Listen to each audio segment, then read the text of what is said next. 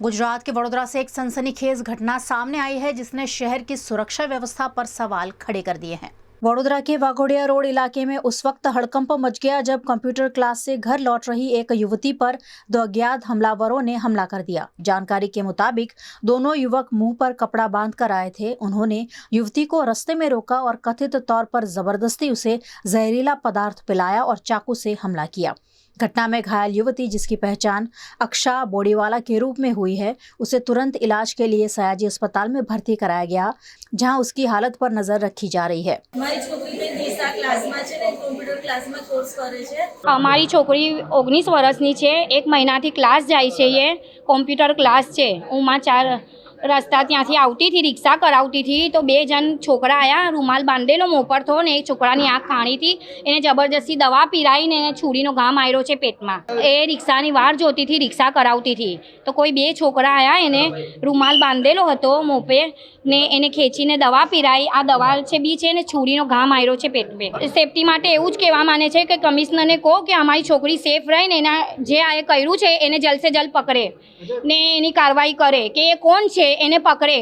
આ છોકરી છોરીને કોઈ બી છોકરી સાથે બનાવ બની શકે છે। આવો બે છોકરા હતા, બ્લેક કલર એકની આંખ કાળી હતી, બસ પછી નહીં ખબર।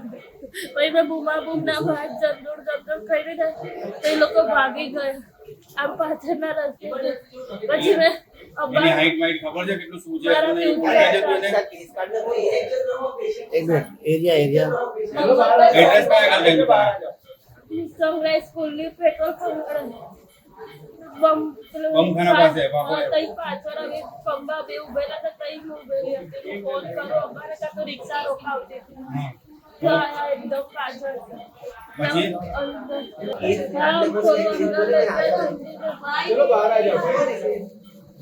ये बुमा ना करी ઘરે કોઈ નહીં मोरे भाई शांति राख करो भाई है કોઈ નહીં આવ્યું। कोई नहीं आऊ ત્યાં આગળ પછી મેં એકદમ બાબમ કરી फोन लगाया, एकदम भागी गया। हाँ।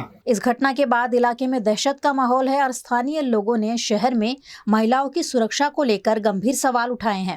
फिलहाल पुलिस मामले की जांच में जुटी है और हमलावरों की तलाश जारी है। सनराइज स्कूल है तई हमारा पानीगेटनी छोकरी थी, भणवा जाए छे कॉम्प्यूटर क्लास। એટલે ત્યાંથી મને આ મોહમ્મદભાઈ એમ્બ્યુલન્સ ચલાવે છે, અમારા વર્ષોથી એમનો ફોન આવ્યો કે આવી રીતે કિસ્સો બન્યો છે કે 2 માણસો આવીને છોકરીને ખૂણામાં લઈ ગયા, 2 આઈસર વચ્ચે, અને એને ગળું દબાઈને મોં ખોલીને દવા પીવડાવી દીધી। પછી એની ઉપર કંઈ જબરદસ્તી કરવા ગયા પણ એ છોકરીએ હાથ પગ મારીને બચાવ કર્યો તો એ લોકોએ પેટમાં છરી મારી દીધી અને છરી મારીને જતા રહ્યા। મેં છોકરીને પૂછ્યું પણ તો એ કહે છે હું ઓળખતી નથી કોણ છે, પણ એટલું ધ્યાનમાં છે કે એક છોકરો આંખથી થોડો મતલબ આંખ એની કાણા જેવી હતી, એક છોકરો હતો ને બીજા છોકરાને ઓળખતી નથી। તો આવી રીતે આ છોકરી અમને એસએસજીમાં લાવી છે, એના મોંમાં ઝાગ આવી રહ્યા છે, એટલે અમને એવું લાગતું હતું કે એની સિરિયસ તબિયત થઈ ગઈ છે। તો તાત્કાલિક અમારી એક માંગ છે કે આ અમારી છોકરીઓ, બધાની છોકરીઓ આપણી છોકરીઓ છે, એમની સેફટી થવી જોઈએ। એટલે તાત્કાલિક ધોરણે આ કાર્યવાહી કરીને જે પણ આરોપી છે એમને તાત્કાલિક પકડીને જે કાયદેસર આર્ટિકલ અને સેક્શનના હિસાબે કાર્યવાહી થાય છે। રોકીને એ લોકો લઈ ગયા સાઈડ પર ખૂણામાં।